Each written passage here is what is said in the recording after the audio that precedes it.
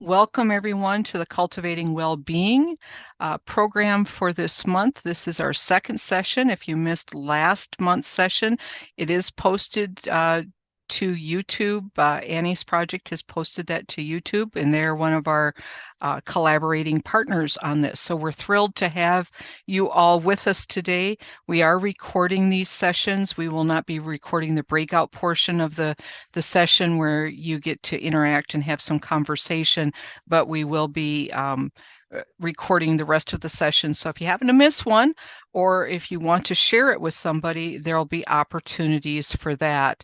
So we will be running this session throughout the year. The first 4 sessions are happening January, February, March, April. Then we will have kind of a summer break, but not entirely. We'll be doing a little different format over the warm weather months. We know that's a really busy time for agriculture. Well, it's always busy, let's be honest, right? It's always busy for agriculture, but we know that people like to spend a little more time outside. So we're going to do a few different activities over the summer break, and then September, October, November, December, we'll have the last 4. So these are it's an 8-part series on specific things related to well-being and just having a whole life approach for agriculture. And we're thrilled to have Monica McConkey here with us. She is going to be leading us through the session, and she has a special guest with us today as well, but we'll get to that in just a few moments. We do have a few slides just to first of all, thank you for being here, and thank you to the Rural Resiliency Project for being the lead on this program. And we appreciate the support from our partners as well. So as I mentioned, Annie's project is one of our collaborative uh, partners, as is the Women's Agricultural Leadership Program, the Cultivating Resiliency Program, and UMesh, the Upper Midwest Agricultural Safety and Health Center. So they have all supported programming in the past and currently supporting what we're doing. So we're thrilled to have that support. Just before we begin, we use our own experience and background as guides. Each of you are experts in your own lives. Today's topic may bring up thoughts or feelings that you may not have been prepared to address. We do have resources that will be provided for you to seek assistance if needed. Monica, of course, is our erstwhile person that can help you if you need assistance, but we'll have some other avenues for you to seek support as well. And this information is not intended to be treatment. And I know we will talk about it when we get to the portion where we do our interactive portion, but just a reminder that feel free to share your stories with other people as you're comfortable. But when people share stories with you, that they're their stories. So if they want to share them, let them share them. Don't reshare their stories that they have shared with you unless they give you permission. So that's just a thing that we just want to be respectful of everybody. Feel free to share whatever you want to share about your own self, but if somebody shares something with you, please respect them and let them share if they desire. So with that, I am going to turn things over to Monica. Excited to have this second session. I have actually put into action some of the things we covered last session. So, Awesome. and I've Very continued good. to. So almost a month of practicing some of the things that we covered on physical health. So now we're covering occupational. Yes. Very happy to be here today for the second in our wellness series. For those of you who don't know me, my name is Monica McConkey. I grew up on a farm in Northwest Minnesota, went on to get degrees in psychology and counseling, and I've worked in the behavioral health field for 31 years this year, kind of crazy.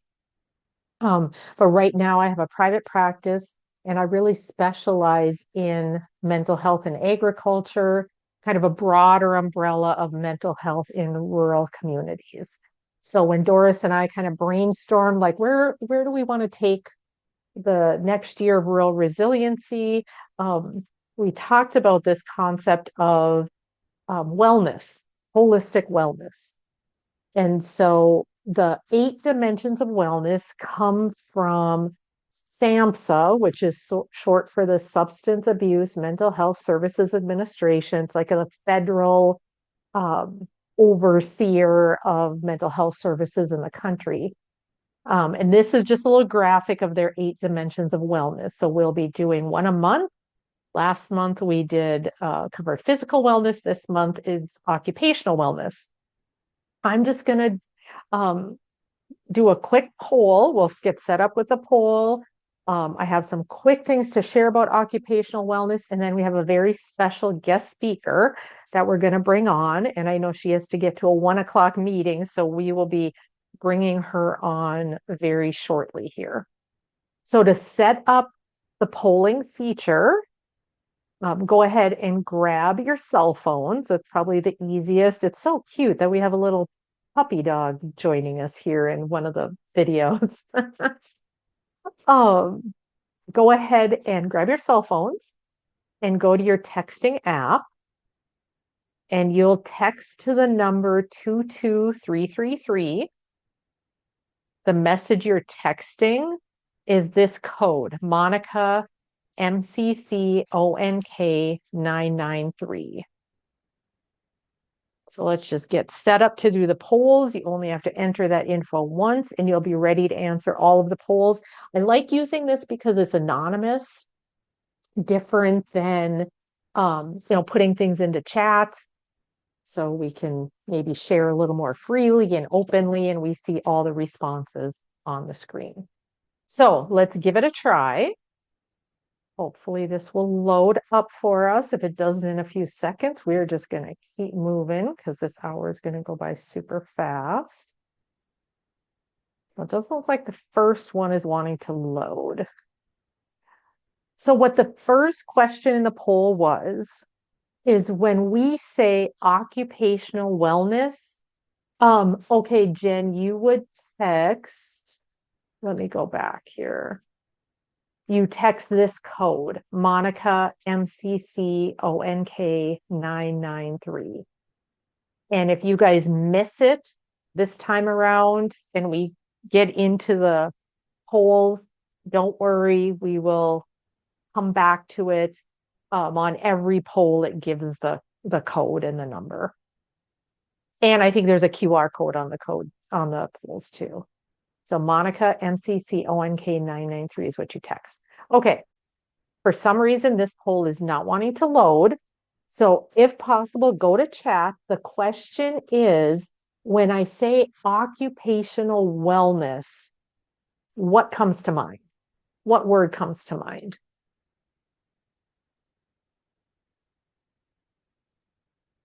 Thank you, Jamie, for putting that in there.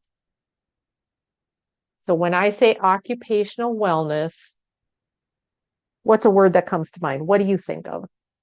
Work? Ergonomics. Good one. Like, are we comfortable at work? Is our environment good? OSHA, balancing work and personal life. This is great. Anything else? When I say occupational wellness, stress, satisfaction, safety, all important aspects. Happiness. Okay, so occupational wellness, you guys really hit on this. Occupational wellness is all about work that feels meaningful and is aligned with our personal values, interests, and sense of purpose. It's also, maybe we're retired, maybe we're not employed. Occupational wellness also means that when we're participating in activities, they provide a sense of contribution and usefulness. Like we are actively contributing, we're feeling useful. It is satisfying that desire in us. It also can mean experience satisfaction and enrichment from one's work and hobbies. So we're not just enduring them. We're not just dragging ourselves into work every day and waiting till the clock strikes 5 so we can get the heck out of there. It's us deriving some satisfaction and enrichment from our work and hobbies. And then, just like somebody said, having a reasonable balance between work and the demands of personal life, including rest and leisure time. And I think this is lastly, using and developing personal skills and talents with opportunities for growth, training, and advancement. All of these things factor into occupational wellness, which we have agricultural people here. It might be farming, it might be an off farm job, it might be a business you're running. One more, building healthy, respectful relationships with our coworkers, supervisors, and the people we network and collaborate with us is also um, a part of occupational wellness. Oh my goodness, I thought there were just like five of these. They keep popping up.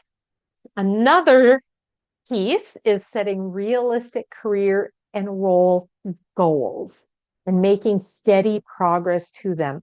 After our speaker and breakout, I'm going to talk about burnout. And this plays such a huge role in burnout. If we feel like we're not working towards something, that we're just kind of stuck, it can really impact our ability to not feel satisfaction in our work. Okay, now we have our guest speaker, who is Judy Barca. I'm sure many of you are familiar with her. Judy works as the project manager for Eccentric.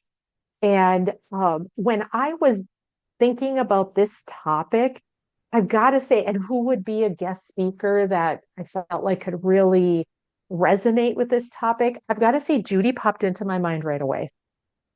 And she, bless her heart, didn't have a lot of notice for doing this today. So, um, Judy, would you just tell us a bit about yourself and the work you do? Sure. Judy Barca. So, work for Ag-Centric, the Northern Center of Agricultural Excellence, part of the Minnesota State College and University system. A big part of the work that I do is promoting careers in agriculture, food, and natural resources, and building connections between industry and secondary and post-secondary institutions to share the knowledge and build those partnerships and strengthen everything that we do. Awesome. Talk about the path, kind of your path in your career of getting to where you are now. Okay. I have a degree in home economics, and I like to start with that because I have a BS degree and I know how to use it. That's the best skill that I have. Prior to this job, and I've been at my job here, I'm in year number 11 for me, but prior to this, I worked for a small rural hospital and I worked in their foundation, doing donor management, donor development, and volunteer management. And my boss at the hospital said, I'm going to retire. Do you want my job? And I said, no, I want to do something in agriculture. Always wanted to do something in agriculture. And about that time, my position opened up, and it's not what you know, it's who you know. A friend of ours who was already working on some things with Ag-Centric said, hey, we got this position. I think it would fit you. You would fit it. It would fit you. And so I applied, went through a job interview, and that was the first time in 30 years that I had to go through a job interview. It was the worst Mm. experience of my life, but I got the job. And now I do a lot of really wonderful, exciting, I love my job. Been at it, like I said, for 11 years and just love what I do. Every day is a Oh, little different. And that's part of what I love about my job. awesome. How do you stay positive in your work? So when we're talking about occupational wellness, so much of it is that driving satisfaction, positivity, I'm making a difference. How do you stay positive on the day to day? One of the biggest hurdles that I continue to find as I go out, when I talk to young people, especially about what our careers or opportunities in agriculture, I get the response that, well, I don't want to farm. And that to me is a great response because it opens up the door for me to talk about and figure out what their interests are and how that we can then connect that to agriculture and the opportunities that are out there. And when I speak about agriculture, it's a very, very, very broad definition. There's really not anything that I don't consider to be part of agriculture. So that's how broad of a definition I use. But I have had the opportunity over and over again to go into classrooms. And I never wanted to teach. I was not going to be a teacher. And yet, so I can go in and spend a day in a high school or somewhere working with young people, and the energy and the enthusiasm that they have for life in general has been one of the things, and I feed off of that. That to me has been a real positive thing. The other thing that I get to do quite often that's a real energy boost for me is we do a lot of trade shows in a variety of different ones. And I very much enjoy that opportunity to talk to a whole group of different people, engaging with people as they go by our space and our booth and that kind of thing. And so Mhm. those are the kind of things that I really feel they give me energy and they keep me positive. And every once in a while, something really, really outstanding happens. Let me share one quick story. Mhm. I was at Bloomington High School a couple years ago talking to their careers class, speaking about careers and that we're very fortunate in Minnesota to have the Cargill, the CHS, and General Mills in our backyard as great examples of the opportunities. After the class was done, this young man came up to me and he goes, "You know, my dad works for General Mills. I'm going home and ask him if he works for an agriculture company or who does he work for." And I handed that young man my business card and I said, "You let me know his response to that." And Yeah. I got an email a day or so later that said, "My dad and I talked. He thought he worked for a food company. He didn't understand how it was connected to agriculture." And I Mm. shared some of the things that you said in our classroom presentation. And now he's rethinking what he's doing. And that's just one example, but it's things like Yeah. that that really keep me energized and keep me moving forward. That's awesome. And just as you were talking, I was like the core of that is the lens that you look at your job. You're looking for those positives, and when they happen, like you're reflecting on them, you're taking it in. So Absolutely. you're not looking for the negatives or the things that are going wrong or you don't like. It's like you're embracing what gives you meaning. Yes. That's awesome. So what advice, knowing an ag, some of us are working with family members uh, on the farm. But in general, what advice do you have for developing and maintaining good relationships with coworkers, family, non-family, just in general? You got to talk it out. And sometimes that's really hard. We just had a situation at work where we had a coworker that was supposed to be leading a project and didn't step up in a way that several of us thought he should. And so we sat down and talked about it.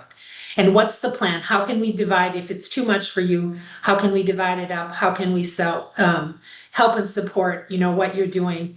Um, Previous job had experiences with a coworker that um, was really sometimes very difficult to deal with, and leaving it fester Yeah, caused more problems than trying to work it out. And so that taught me that I can let it go for a little while, but eventually we have to figure out a way to overcome this and talk it out. We have talked a lot absolutely. of things out and moved forward in that respect. Yeah. Would you say that doing that brought the team closer together? Really not at first, but Yeah. as we continued to move forward, it got better and better and better because we Okay. we understood that I think we all understood the underlying message was that we were all on the same team and we all needed to Hmm. pull our weight. And I and And it, I it see, go go ahead. ahead. Oh, I was just going to say, I see that a lot when I work with farm families. There's a lot of this happening, this connection, but when we can step back and look at it like, hey, we are on the same team. if one of us succeeds, we all succeed. If one of us struggles, we all struggle. And so that's a really big shift in thinking. It's, Yeah. for me, I have always worked out of my home. And so it gives me some distance from things that are happening, and especially, which is good and bad. And Yeah. so when we had this conflict and we work through it, we could all step back and take a distance, me especially, and then come back at it with maybe fresh eyes or a different perspective, or just some time to reflect and think about how we could do things differently. Awesome. That's so good. How important do you feel like continuing ed or continuing growth in our career path or in our occupation or in our volunteering, like continuing learning? How important is that? I think it's critical. I think that we get, from my perspective, and I think from my perspective, it's critical for me to continue to keep growing and learning and doing, challenging myself to do some new things. I get stagnant, I get bored, and then it's like I don't want to do this anymore. And something comes along that changes maybe my thought process a little bit. And continuing education, is one way that I have found that it really helps me to think about things differently, take a look at, and to step back sometimes and take a look at the broad picture and where do I need to be changing. From my Mhm. perspective, continuing education for me is also an opportunity to connect with new people and potentially build new partnerships and new ways of doing things. And so I look at it from that perspective. If I can learn something new, learn one new thing, and maybe connect with one new person or reconnect with someone I haven't worked with for a while, that's a win for me. That's a positive. Awesome. That's so good. I have one last question, and then we'll kind of open it up. But I'm wondering what advice you would have for people who are feeling stuck or burned out. I don't like this question, Monica. And to be fair, you all, I did not put this question like I gave Judy like this is in general what I'm going to be asking you. I did not include this one. So I think if you're feeling stuck and burnt out, I think one of the things that you need to do is to give yourself, first of all, permission to feel that way, that it's Mhm, okay, especially if you've been doing things. I mean, I've been in this job for 11 years, and there's been times through that I've felt I wasn't really moving forward. mhm, And taking a day, taking a half a day, couple hours, and really saying, okay, what am I doing? Do I want to keep doing this like mhm, this? How can I do things differently? And then the mhm, other thing I would encourage you to do, if you're really stuck and you're really feeling burnt out, talk to somebody.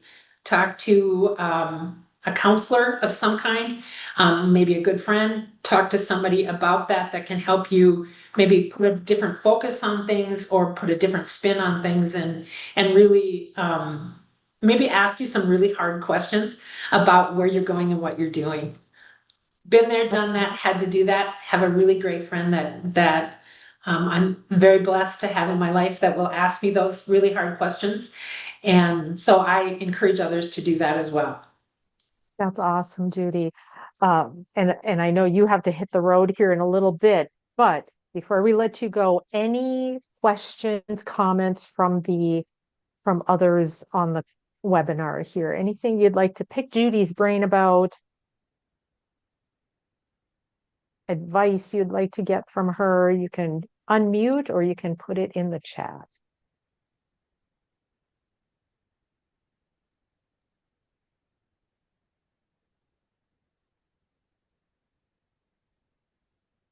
Not seeing anything.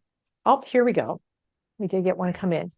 What do you recommend doing when your organization claims they encourage these address, not avoid? So I'm guessing like a conflictual situation.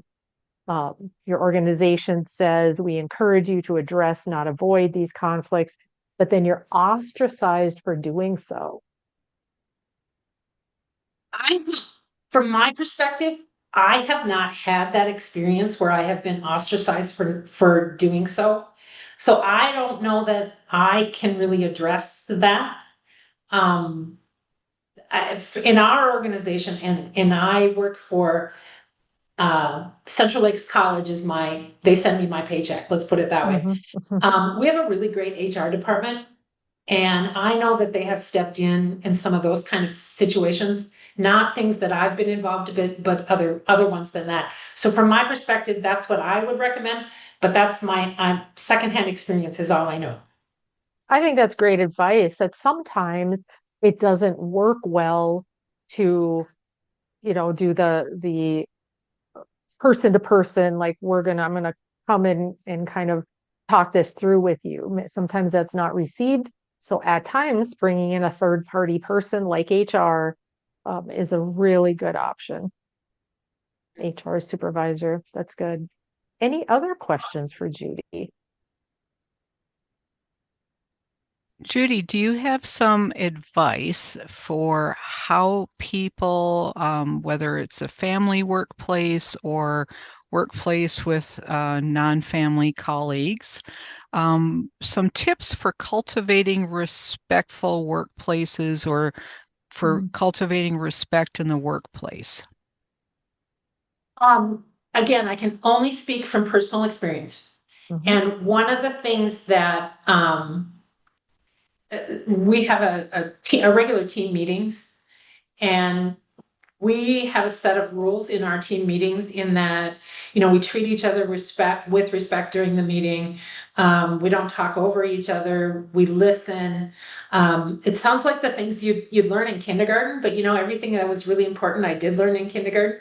But we review those rules before we do our team meetings. And so even if it's just really quick, this is the team rules and don't forget, this is the way we operate. And so, um, in that regard, that's how we in our team we work. And then it's I think from a personal standpoint, for me, I ask a lot of questions, whether that's good or bad. I'm notorious for asking questions all the time, and so I'm trying to clarify what's being said, how it's being said. And so that's my standard response to things, asking questions to make sure that what I think I heard, I actually did hear them say. Listening, active listening is just so critical in building and maintaining relationships, in my mind. Awesome. We had another question come in, Mhm. and it is, what challenges have you seen motivating people to communicate? So getting at those folks, family or coworkers that just aren't opening up. And maybe you can tell something's going on, like something's bothering them, they're not talking. Any tips for getting people to talk? My husband and I will celebrate our 40th wedding anniversary in about 2 weeks. And my husband is not a talker. I mean, I got all the talking ability in our family. And so we, he's, I don't want to say he's the strong silent type, but he is he would prefer not to talk about things if he doesn't have to. And one of the things that I have learned to do is that sometimes I just really have to get in his face and confront him. That works with my husband. And that's how I have done it with him. And we have survived almost 40 years of marriage. So something is working right. With coworkers, in terms of how do I get them to talk, sometimes I'm a texter, and sometimes a text message can start the conversation. If I have especially a couple coworkers that we come out of a meeting, they maybe don't feel comfortable about speaking out. And Mhm. I'll just send a quick text that, hey, you looked a little off today. Is there anything going on? Do you want to talk? And I will be available to call me, that kind of thing. Mhm. Or can I stop back? I saw you were a little off today. And it's not so much about at least for me, it's not so much getting them to speak of it, but it's Hmm. in making them feel like somebody saw them and knew that something was off and building that awareness. Building the connection with coworkers that they feel comfortable talking to you, that takes time. Hmm. And sometimes that text message, it's sometimes easier to say things in a text message than it is to say it face to face. At least it's a starting point to get the conversation moving. Exactly. It's really about creating a safe space. Like a lot of people don't feel comfortable being vulnerable to speak out. And so it does, you're exactly right, Judy. That's a really good point that it takes time for us to create that relationship with them or that space where they feel like they can talk, that they can open up. Yeah, great. Other questions before we let Judy go and we move on with the remainder of our chat here. Not seeing anything else come through. Thank you so much for joining us, Judy. I You're welcome. appreciate it. And I'm gonna duck out. I gotta go on to next work event. So thanks, sounds good. Monica, for the opportunity to come and join you. I appreciate the chance. Thanks so much for being here. We're having some thanks coming in the chat for you as well. Well, thank you all. Have a great rest of your day. Okay, we're going to continue the discussion about occupational wellness in breakout rooms. And I'm thinking, Doris, let's do 3 breakout rooms. And there are 2 questions that I would love for you guys to talk about in your smaller groups. And so you can take a shot of the screen if you want to, because I think it'll disappear once you get into your room. But the questions are when you think about your current work, and that might be paid, unpaid, might be volunteering, but when you think about your current work, what parts feel the most energizing and meaningful to you? And what parts are the most draining or misaligned with your values? Because we know that can lead to burnout. If I'm in a setting or an environment where I'm working, but it doesn't line up with my value system, that can be tough. So that's question one. Question two is what is one realistic change you could make in the next month? It might be a boundary, a habit, a small shift that would improve your sense of balance and satisfaction in how you spend your work time. So, 2 kind of big questions. Hopefully, everybody got a shot of this. So, at least one person in the group has the question. And Doris, do we want to divide into 3 groups? Sure. And let's go, because these are pretty in-depth questions. Let's go until 12:45. So about And so 9 minutes. And so, folks, just to so you understand that we'll come back as a group, Mhm. and Monica has more content. So, Yeah. so please don't go away. We hope Mhm. that at least listen in as to what goes on in your breakout room, because I think last time some people dropped off, and we had some incredibly valuable content that came afterwards. So, I'm going to break you up into your rooms and just accept your room assignment, and then you can get underway and have your discussion, please. And we're going to start just by using some polls so people feel comfortable sharing out with the larger group.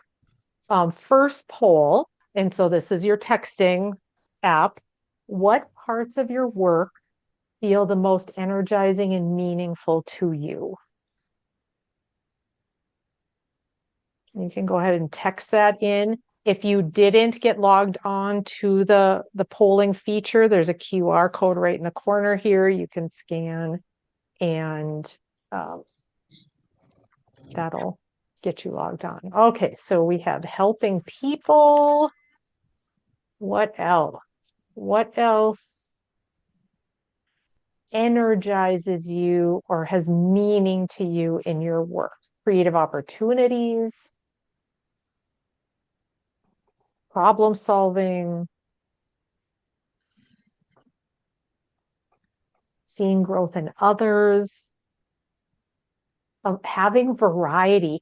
And that's the word that came to my mind when I looked at these responses, that there's some flow, there's some variety. It's not the same thing every day. So accomplishing things, seeing positive changes. We have somebody in the chat that put relationships, seeing excellence, working with coworkers, working with farmers, another helping people. So very dynamic. What I'm not seeing is when I can do the same thing day after day after day, that is meaningful to me. So it very much feels like when we have that dynamic interaction, it gives us meaning and energizes us. Flowers, yes. People and animals. Great, awesome. Okay, let's go to the next poll. And this is the other part of that first question. What parts of your work are the most draining or misaligned with your values?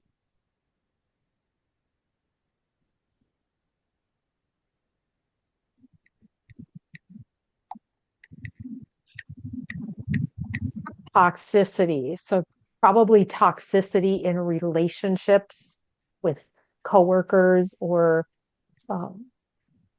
supervisory staff. What else? What parts of work are draining or they misalign with values? Debbie Downers. So the negative people, that nothing is good enough, nothing is right, everything is a problem. We have in the chat, somebody added being misunderstood. What else?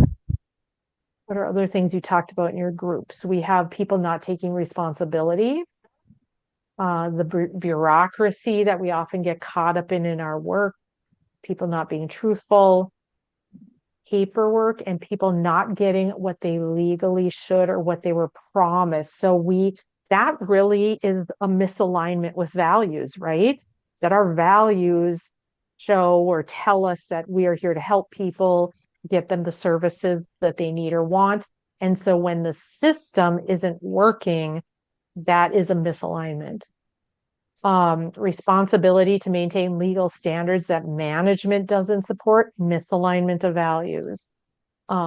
Politics, when your opinion's dismissed, ego, lies that people base decisions on, lack of integrity, divisiveness. You have really hard things, unequal pay, funding constraints.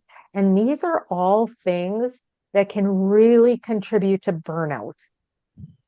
These are all things that can really impact our ability to be autonomous at work, like making our own decisions, kind of guiding our path, setting our own goals, which is like the number one component of satisfaction in our work, is when we have autonomy. So we have funding constraints, rude people, people that are not accountable, long hours and no appreciation. Hard things. Okay, let's go on to the next poll. This was the second question. What is one realistic change you could make in the next month that would improve that sense of balance or satisfaction? So we know that many of the things that are misaligned with our values or draining to us, we have no control over.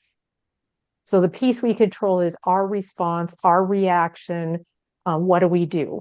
So what can that look like? Somebody said boundaries. I need to set some boundaries that work for me. Other things, one realistic change you could make in the next month that would improve your sense of balance and satisfaction. Just saying no, another boundary. Stop thinking about work when I'm trying to rest, another boundary. Looking for a new job. Sometimes we are not in a place that's a fit for us. And that sometimes comes as a difficult reality. Someone in the chat put stop eating sugar.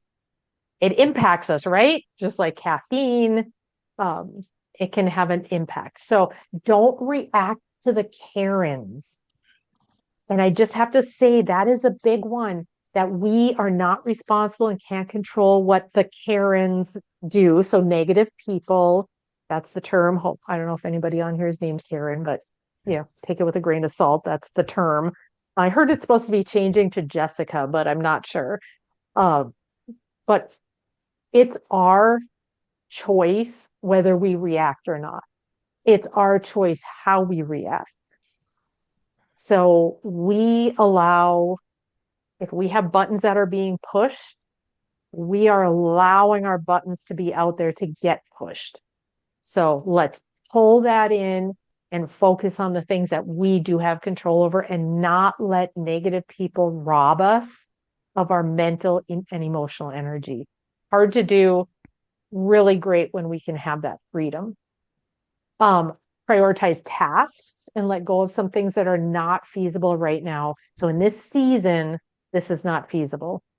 Develop new habits and prioritize excellence rather than perfection. I love that. And many times perfection, if we're not there in our eyes, the message we send to ourselves is we're not good enough because we haven't achieved this crazy standard. So let's shoot for excellence over perfection. Okay, awesome. We are down to like 5 minutes. So I'm going to run through this quickly. Do you like this graphic, Doris? Yeah, that, you know, yes. Overcoming burnout, such a big piece of us developing occupational wellness. So how do you know if you're having burnout? You may be feeling persistently exhausted. You may find yourself being really cynical, negative. You might be emotionally distancing yourself from your work or your coworkers. You may find that you're just not effective anymore. You've lost efficiency, you've lost productivity, there's a loss of motivation and joy in your work. And you may be having some of those, we call them psychosomatic symptoms. You may be having stomach issues, headaches due to stress. So, what do I do if I'm starting to feel those things? Like sometimes we don't want to acknowledge it because that means change needs to happen for us to feel better. And change is hard. But that's the path forward, right? So, what do I do if I'm starting to feel burned out? Name it. Like, I am burned out. I've got to talk to somebody about this. The next one, somebody says this, said it in the poll, trim or pause one non-essential demand. You may like doing it. It may seem like, oh, it's not a big deal. I'll just add it in. Just pause it or trim it. Build a basic recharge routine. This goes back to foundational stuff. We've got to sleep. We've got to move. We've got to take breaks. We have to eat healthy. We have to hydrate. Look at your boundaries, both at work and at home. What is not working for you? And then that reconnection with something that gives you meaning or joy. Super important. It's like a spiritual protective factor. What feeds my soul? And how do I begin to work that more and more into my life? Okay. That brought us down to almost the end, but enough time. I'm going to have Doris come back on and run through some resources.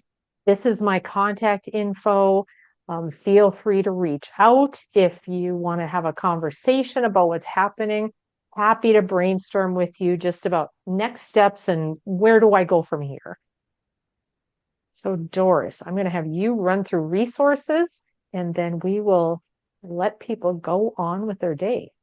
Well, I was going to say number one resource is Monica. So hopefully, if you feel a need, please do connect with Monica. She is absolutely terrific. But some other resources that might be helpful, just a few things. First of all, there's the Farm State of Mind. It's an online resource directory it's a searchable directory. You can search by region or type of resource that you need. There's all sorts of different things. It is a clearinghouse that is run by Farm Bureau, but it is not necessarily Farm Bureau programming. In fact, the majority of it is not, but it's just a way to connect with some different things in one place. And then additionally, there are resources if the Suicide and Crisis Lifeline. You don't have to have suicidal ideation or be working with somebody that's thinking about suicide. But if somebody's in crisis, there's a place to go. Even as long as you have self-service, you can access this or regular phone. Well, yeah, it's a phone number, so you could Or call it as text. well You can or text it as text. well. Right. It's a call or text line. And then we have one that's exclusively a text line, the 741-741.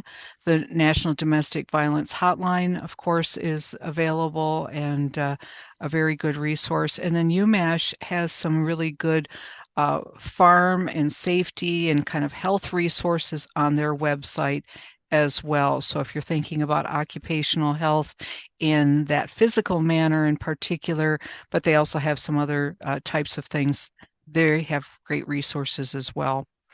And then some things that are coming up. Obviously, our next session is going to be on financial wellness, and I think all of us are probably kind of in that kind of mode thinking about that. If you're farming, you're thinking about your growing season that's coming up, or for some of you, you've already started in that, depending on what you're doing. For a lot of us, we're in the midst of doing our taxes, so Gonna financial say that stuff. filing It's it's taxes. Yep. it's really probably an apropos time to be thinking about financial wellness and how we could help ourselves. So we'll be talking about that next month. And then in April, we'll be talking about emotional wellness. And then, as I said, we'll be taking at the beginning, I said that we'll be taking that little bit of a break and doing something a little bit different over the warmer weather months, at least for those of us that live on the frozen tundra. Those usually are the warmer weather months. So May, June, July, and August will have some other activities, and then we will pick back up with the 4 additional areas of well-being that we'll be talking about September, October, November, and December. And also some other programming from our collaborative partners.